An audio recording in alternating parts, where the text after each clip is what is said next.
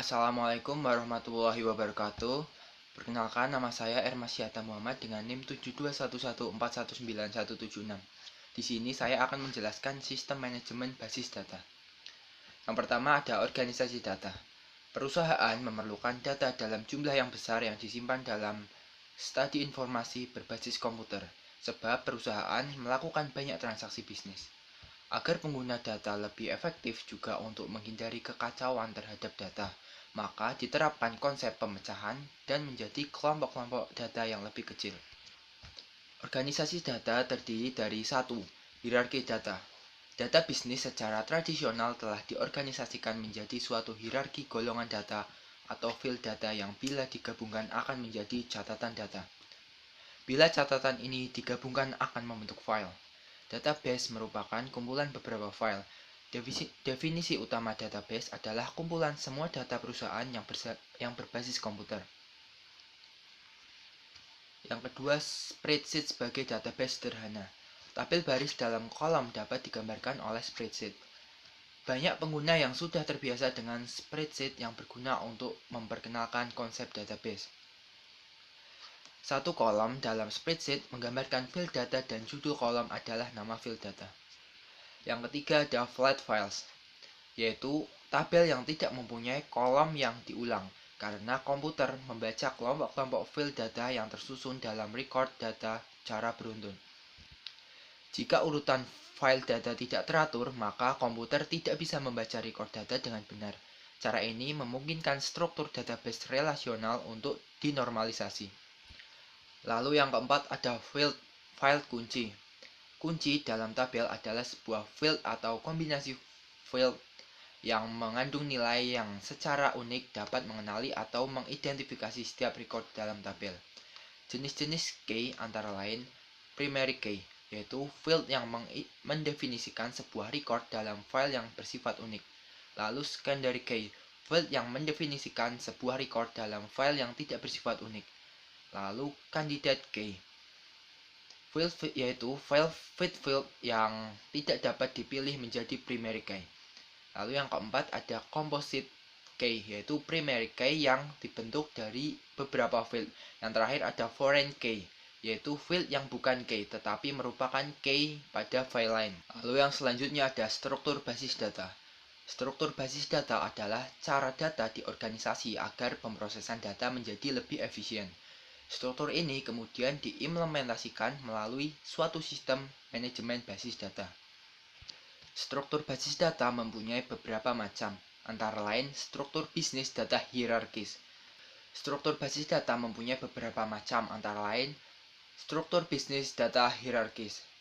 Basis data ini mempengaruhi standarisasi dari pekerjaan Commit in Data System Language atau kode SYL. Komite ini memiliki anggota-anggota yang berasal dari pemerintahan, industri, dan akademisi sehingga standar yang dikembangkan akan terbuka untuk semua pihak. Yang kedua, struktur basis data jaringan. Struktur basis data jaringan dikembangkan untuk memungkinkan penarikan record-record tertentu. Juga memungkinkan untuk menghubungkan record yang ada dengan record lain yang ada dalam basis data. Lalu yang ketiga ada struktur basis data relasional. Organisasi bisnis tidak pernah menerapkan sistem manajemen basis data yang dibangun dalam struktur jaringan. Namun, organisasi masih membutuhkan cara untuk mengatasi permasalahan manajerial yang menggunakan basis data. Maka dari itu, mereka memfokuskan pada sekumpulan data dan dihubungkan satu data dengan yang lainnya. Untuk basis data relasional, ada dua contoh, yaitu basis data jadwal. Field kode merupakan kunci untuk tabel, jadi nilai duplikat tidak akan bisa dimasukkan. Nilai kunci pasti unik. Namun, kolom lain bisa dimungkinkan untuk memasukkan nilai duplikat jika desainernya memiliki opsi lain. Lalu yang kedua, konsep basis data.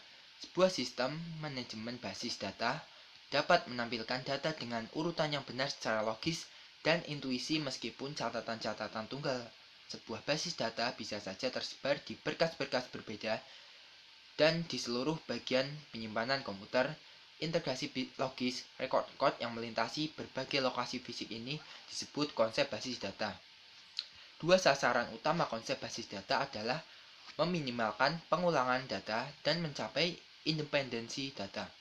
Independent data adalah kemampuan untuk melakukan pengubahan pada struktur data tanpa harus mengganti program aplikasi yang memproses data tersebut. Selanjutnya, membuat basis data. 1. Menentukan kebutuhan data. Untuk menentukan kebutuhan data ada dua pendekatan, yaitu pendekatan yang berorientasi pada proses. Langkah-langkahnya adalah mendefinisikan masalah, mengidentifikasi keputusan yang dibutuhkan, menjabarkan kebutuhan organisasi, menentukan pemrosesan yang dibutuhkan, dan menentukan spesifikasi kebutuhan data. Dan yang kedua, pendekatan pemodelan perusahaan. Kekuatan pada pendekatan ini adalah bahwa ia mengambil keuntungan dari sudut pandang sumber data perusahaan yang luas. Sistem ini dapat didefinisikan dengan satu cara yang logis. Kelemahannya adalah kesulitan dalam mengaitkan dari data dari satu masalah bisnis ke data masalah bisnis yang lainnya. Lalu cara membuat basis data yang kedua adalah teknik-teknik pemodelan data. Pemodelan kebutuhan data perusahaan didukung oleh teknik yang menguraikan data, bagaimana data diagregatkan ke dalam tabel, dan bagaimana tabel dihubungkan satu sama lain. Teknik-teknik ini memberikan alat untuk memfasilitasi komunikasi antara pengguna dengan spesialis sistem informasi sehubungan dengan struktur data yang digunakan di dalam suatu aplikasi sebagai sistem. Lalu yang ketiga, diagram relasi entitas. ERD juga mengungkapkan entitas-entitas yang sebaiknya secara konseptual dihubungkan dengan entitas yang lain. Hubungan antara entitas tidak ditemukan oleh field data yang sama dalam masing-masing entitas. Pengguna dan para profesional sistem informasi dapat mengkonseptualisasikan bagaimana record-record di dalam entitas dapat berhubungan dengan record-record di entitas-entitas lainnya. Lalu yang keempat ada diagram kelas. Teknik di mana data yang digunakan dalam aplikasi dan tindakan-tindakan yang terkait dengan data dapat disajikan secara grafik. Teknik ini merupakan salah satu dari berbagai rancangan yang berorientasi objek. Objek memiliki karakteristik-karakteristik yang bermanfaat dalam melakukan analisis dan perancangan sistem informasi. Selanjutnya, menggunakan basis data. Caranya yang pertama adalah menggunakan laporan dan formulir. Mayoritas interaksi pengguna dengan basis data adalah melalui laporan dan formulir. GUI yang sebagian besar vendor peranti lunak manajemen basis data menawarkan GUI untuk memudahkan pembuatan formulir dan laporan. Kebanyakan laporan dan formulir yang dibutuhkan oleh pengguna dapat dibuat tanpa bantuan dari profesional sistem informasi. Lalu yang kedua ada query. Query adalah suatu permintaan kepada basis data untuk menampilkan record-record yang dipilih. Query pada umumnya memilih field data dalam jumlah terbatas dan kemudian membatasi record-record yang ditampilkan berdasarkan satu kumpulan kriteria tertentu. Yang ketiga ada bahasa query terstruktur. Bahasa query terstruktur atau SQL adalah kode yang digunakan oleh sistem manajemen basis data relasional untuk mengerjakan pekerjaan-pekerjaan basis datanya. Perangkat lunak DBMS memiliki GUI dari program-program wizard yang dapat menuntun pengguna menggunakan query dengan cara yang mudah digunakan. Lalu yang keempat, pemrosesan basis data lanjutan. Online Analytical Processing atau OLAP atau proses analisis online menjadi hal umum di software sistem manajemen basis data. Data mining dan merge dan data warehousing mengacu pada konsep yang memandang data perusahaan sebagai harta untuk diperiksa dan dimiliki. Yang selanjutnya ada macam-macam personal basis data. Yang pertama ada administration basis data, yaitu spesialis informasi yang ahli dalam mengembangkan, menyediakan, dan mengamankan basis data. Administrator data mengawasi seluruh aktivitas basis data. Tugas-tugas administrasi basis data adalah perencanaan basis data, implementasi basis data, operasi basis data, dan keamanan basis data. Yang kedua ada programmer basis data.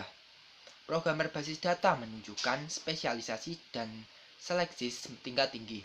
Mereka seringkali memiliki lebih banyak pengalaman dan pelatihan daripada programmer-programmer lain yang dimiliki oleh perusahaan. Salah satu alasannya adalah bahwa basis data merupakan pusat penyimpanan fakta bagi perusahaan. Lalu yang ketiga ada pengguna akhir. Mereka membuat laporan dan formulir, memberikan query kepada basis data, dan menggunakan jawaban dari pertanyaan basis data mereka untuk pengambilan keputusan yang akan mempengaruhi perusahaan dan unsur pokok lingkungannya. Lalu yang terakhir, menempatkan sistem basis data dalam perspektif. Penyimpanan data dalam bentuk DBMS atau Database Management System mempunyai banyak manfaat dan kelebihan dibandingkan penyimpanan dalam bentuk flat file atau spreadsheet. Di antaranya, keuntungan DBMS antara lain mengurangi pengulangan data, mencapai kebebasan data, memperoleh data dan informasi dengan cepat, dan yang terakhir adalah meningkatkan keamanan. Sementara kerugian DBMS adalah membeli peranti lunak yang mahal, kedua memerlukan konfigurasi peranti keras yang besar, dan yang terakhir mempekerjakan dan memelihara staf DBA. Sekian dari saya, selebihnya mohon maaf, semoga bermanfaat. Wassalamualaikum warahmatullahi wabarakatuh.